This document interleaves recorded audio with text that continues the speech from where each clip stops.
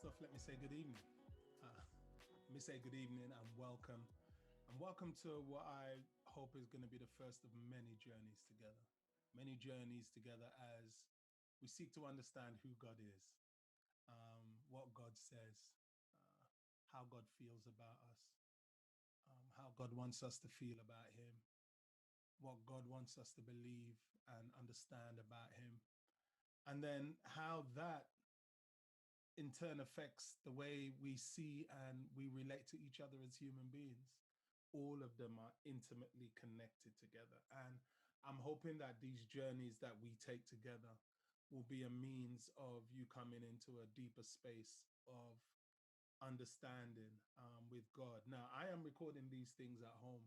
I have invited you into my home, and I want you to journey with me in my home. I'm recording in Australia, and I'm doing this as relaxed as possible. And I'm going to make a couple of disclaimers. The number one disclaimer is we are in the middle of summer right now. So if every now and then I just lift this up and wipe my forehead, work with me, okay? Please work, work, work with me. I would switch on my fan. My trusted little fan is right here, and I would switch it on, but it's going to be just too much noise, and it's going to be too distracting for both of us. So, that is my first disclaimer. The first impression that I had of who God was, who God is, and who God continues to be came through my introduction to the Bible, came through my introduction to the Bible stories, came through my introduction to um, this God that spoke out of the Bible stories, and that happened through my mother. And I'm going to talk with you about her at a later stage. But the Bible, this is my late mother's. This is my late mother's Bible. The Bible The Bible, as we know it, is a religious ancient text. It's a religious ancient text. And it's one that predates both European and Western civilization. The Bible is written in a world, and it's written into a world with already established beliefs and ideas and assumptions about the idea of the divine, about the notion of God. In the world in which the Bible speaks, in the world in which the Bible is already written, the gods are already worshipped. They're already worshipped, they are already recognized, and they are already at the center of everyday life. Now, neither the Hebrew God nor the Hebrew religion, the Hebrew God or the Hebrew religion are universal. They are not. To have a universally worshipped God, or at least universally recognized God, you would have had to have sat at the head of a colonizing empire. And Israel is just a small local nation serving a locally recognized and worshiped God, and doing so within a much larger empire, and amongst much larger nations. The first 5 books of the Bible set the foundation for how we view this biblical God. It sets his introduction to us. It defines his engagement with us. It speaks about his connectedness to us. And so the Bible as we read it is a storybook. It's a storybook inserted within the pages of human history. And it tells the dual story of God and us. That's what the Bible is. It's a book from its first chapter of Genesis to its last chapter, its first book of Genesis to its last book of Revelation. It's just the story of God and us. That's what it is. And what it looks like when God is in our experience, and how we relate to him and how we relate to each other.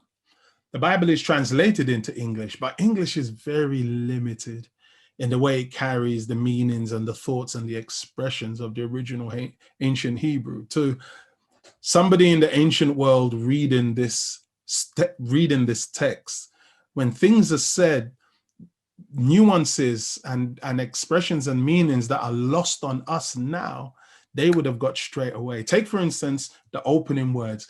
In the beginning, God created the heaven and the earth. In the original Hebrew, the determiner, the, is not there.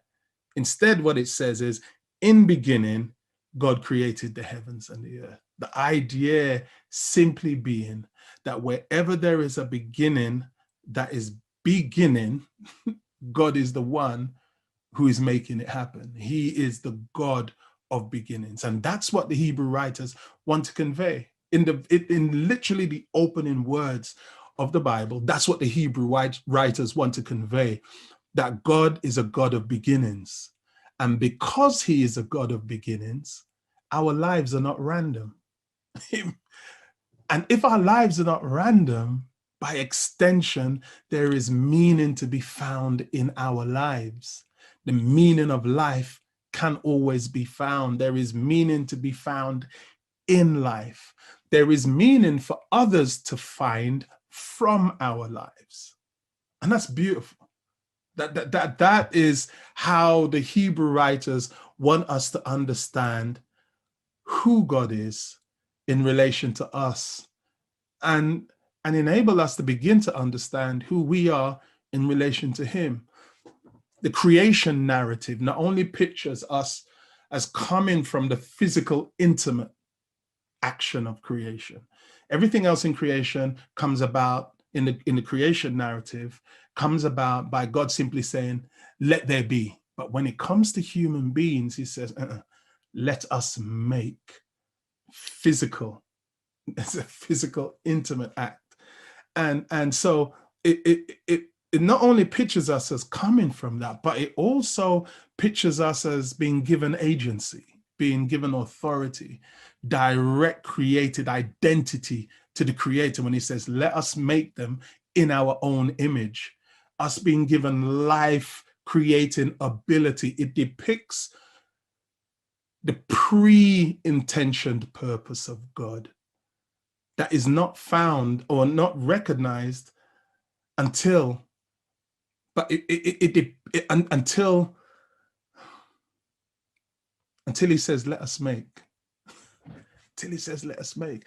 But you don't get that in the first opening words, let there be. But it makes you understand. The Hebrew writers are trying to make you understand that every time God says, let there be, let there be, let there be, all of it is going to culminate in, okay, now let us make. Let us make. But who God, maybe I should have just wiped my face, then spoke. Yeah, maybe that way around. But who God says he really is revealed when all that is given away in response to the idea that there is more to be found beyond what was originally gifted to us. And Adam and Eve in that first story decide that there is more to be found, and then they create a whole new phenomenon within our world. Who God really is truly seen. You know, there is a commonality in all ancient narratives, ancient religious narratives, of creation, some kind of perfection, and some moment of falling away. All ancient religious texts have that kind of, have that Garden of Eden idea. It's not unique to the Bible. It's not unique to the Bible. But in all of those ancient narratives, humanity after the fall are forever depicted as chasing the gods, chasing after the gods, constantly living in fear of just being eternally damned by the gods, endlessly trying to appease the gods. That is a common thing. But the Hebrew narrative, the biblical narrative, however, pictures God as coming to be present in the mess that we had made out of the perfection that we were gifted. And that's where it separates. It's the response of God that begins to make us double take and look again at this biblical God. It pictures God's first act of justice as extending mercy. When God asked the first question, where are you? That question isn't asked so that God is trying to find us in order to exact divine retribution for our foolishness. It is asked in response to their brokenness and their disconnectedness to each other and to him.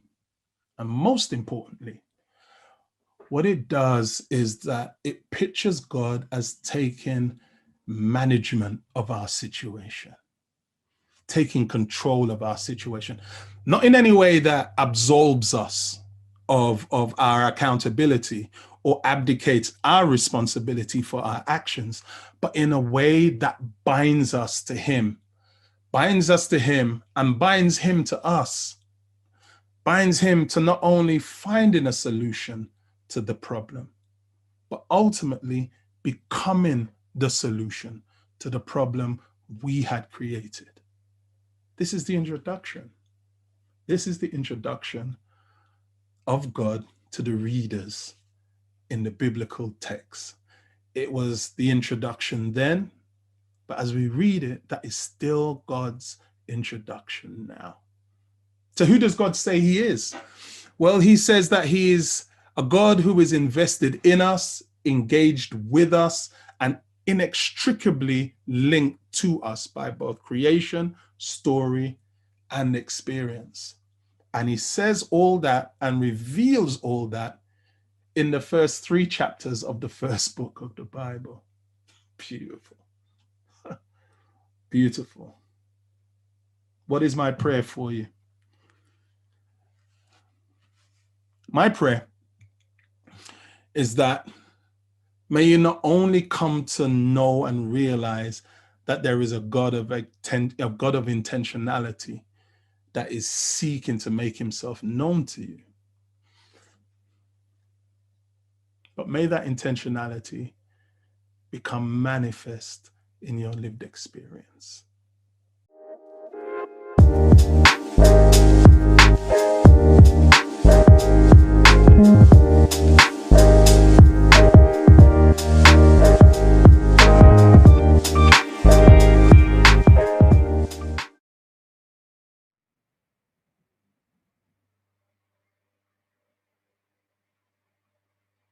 Thank you. Thank you for taking the time to join us in this space. Thank you for taking the time to watch. And thank you for taking the time to write in your questions. I have one question here, and it is such a great question to begin with. They say, the question is, I understand that God has a purpose for us and for making us, but why does life feel so random sometimes? I was thinking about that and I thought, well, I understand from my perspective, life feels random because we bump into other people's lives. That's what makes life random or feel random. We bump into other people's lives. We bump into other people's experiences. We bump into other people's journeys. We think that when we meet people, we're just meeting this one person with a voice and with a name and with an occupation and with clothes and with a car. No, we're meeting somebody with a whole journey, who has a whole journey attached to them, who have people attached to them, who has pain attached to them, who has love, who has joy. And the one thing that we never actually forget is when our lives cross the lives of other people, we understand ourselves in that space. We understand our pain in that space. We understand our joy, our love. When these two things collide, somehow life can feel random, and feel random because this experience over there has such a profound effect on the way we journey. This group of people over there have such a profound effect on the way we now think. When one person's story crosses our story, we are forever changed by that story. I guarantee you, there are people who you met years ago who shared something with you seemingly randomly, but it's just that your journey has met their journey. And in meeting their journey, they have poured something into your space that you have never forgotten. They've poured an idea into your space that you've never forgotten. And that's why life sometimes feels so random, because you are no longer neutral. You hear something, you cannot unhear it. You learn something, you cannot unlearn it. You see something, you cannot unsee it. And so therefore life sometimes feels so random. Why is this happening to me now? It's happening because life bumps into life. Life bumps into life, life attracts life, and we're never the same after that. And I think that is the beautiful thing with the biblical narrative. In bumping into the biblical narrative, you are not just bumping into stories, you are bumping into experiences from people. You are bumping into experiences about people. You are bumping into situations you've actually seen before. And bumping into the biblical God means you cannot unbump yourself. Seeing things spiritually means you cannot unsee it. The question is, does that mean God is always in control, or is there chance? I think that God is ultimately always in control, but within his management of control, he gives us control with the decisions that we make. I don't think, if I wake up and put on clothes and people laugh at me with the clothes, it's because God wasn't in control of me putting on those clothes and looking bad when I walked out into the street. I think it's because I made a bad choice. Maybe I should have gone to Pinterest and got some better ideas. Maybe I should have gone to Insta, or TikTok and got some better ideas for matching my colors. Yeah, I think that God is in control. I don't think that things happen by chance, as it were. Like, yeah, that was a stroke of luck. I believe that people are in a place in which their stories collide with another person's stories, their actions collide with another person's action, and there is just a knock-on effect, and you may find yourself in that space. But outside of that, I believe that God is in control of the things that he needs to be in control of, and we need to be in control of the things that we're given space to be in control. So somebody has asked, why should we believe what God says about himself? When people buy something and it really works, and they say, well, it does what it says on the tin. It does what it says on the tin. I believe God is the same way. The whole idea of creation was that God was expressing his love in the creation of two people and placing himself in the lives of those people, placing his love and placing his goodness and placing his desire for their good in them. All right, it broke, but not everything broke. Not everything broke. The reason why we choose to love is because we're created in love. The reason why we seek community is because we're created in community. The reason why we seek to be a part of things bigger than us is because we realize that we're in a world and in a universe bigger than us. And so when it comes to God, we see that there is so much of what is good about God still in us. So why should we believe what God says about himself? Because we see it manifest, and we see it evident in the life of other people. We see it. We see the transformative power and the transformative beauty of God manifested in the lives of other people. We see people who step up in the name of God and do things that they say are in the name of God. But there is so much within the biblical story. There is so much within, and we're going to really go on in the weeks ahead to look at how the biblical story narrows it down into one space, one time, and one person, and that's Jesus Christ. Because we've forgotten exactly, as you go through the Old Testament, somehow you can send so many prophets and you can send so many messages, but in the end, even God has to come himself and remind us of who he is and remind us who we can be in him. What's the difference between choice and God being in control? Well, God being in control is about how God manages the world, how God manages the universe, how God manages all of those things. Choice is about whether or not you give your life to that God. Now, God ain't going to force your hand there. Why? Because God steps to us in love. So we have to respond in love. And you know that love is one thing you cannot force from the human heart. You can force fear, but you cannot force love. You have to consciously choose to love. And God knows. And so when it comes to you and that personal space of you and God, God is leaving you to choose that. But if God says your life has to move over there because I've got other business, then your life has to move over there. That ain't got nothing with you giving yourself wholly to him. That's got with him moving himself. I remember that's got to do with him having to take care of what he has to take care of. I remember once I was running an event as a youth director in London, and there was about 1,000 people that were in this space, and I needed to move all of them. And no, not 1,000, about 300. I'm just kind of embellishing the story. About 300 people, and I had to move them over.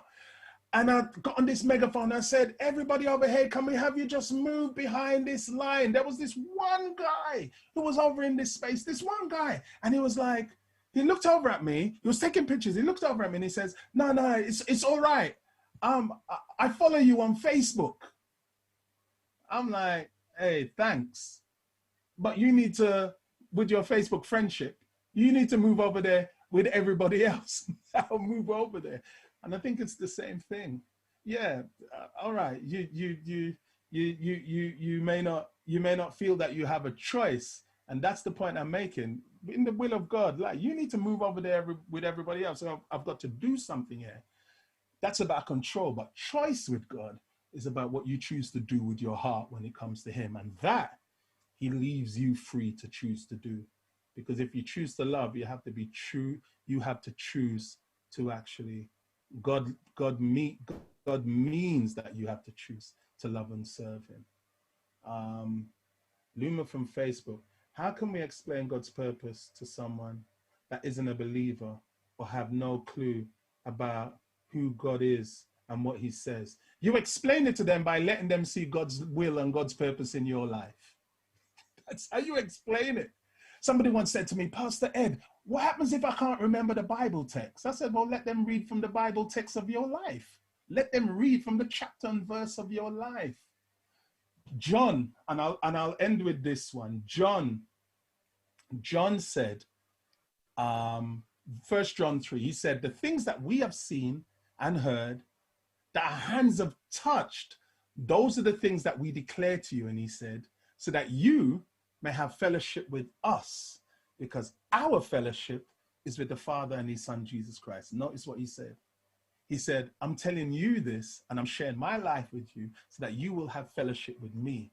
Because in having fellowship with me, I guarantee you, you're going to meet God. You're going to meet God. And that's how you speak to somebody. And that's how you share God. You don't share information, you share your life. Because life attracts life. Life attracts life. There are so many questions coming in at the moment. Why did God allow the pain of sin to infect our world if he's in control? We're going to deal with that in the coming weeks. We are going to deal with that in the coming weeks. We are going to deal with that in the coming weeks. So hold it, because I'm going to come back to that. I am going to come back to that. Anymore? Oh, there are a stack. There are a stack here. Phil, Kevin, any questions? All right then. Yeah, we're gonna deal with that in the coming week. I'm trying to read. Thank you. Keep your questions coming in. Keep your questions coming in.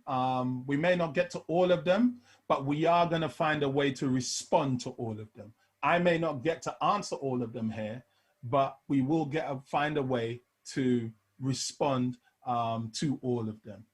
Thank you for joining us. Thank you for being on this journey with us. Continue to be on this journey with us as we continue to be on this journey with you. And I'll see you next week.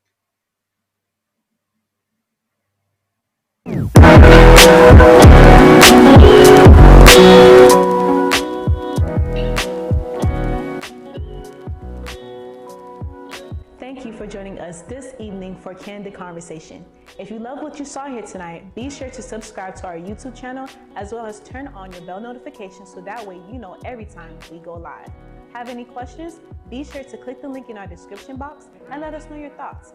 And remember, ain't no judgment on this side. Also, be sure to like, comment, and share us on all of your social media platforms so that way your friends and family can be a part of the community as well and stay in the know of everything here at Mount Pisgah.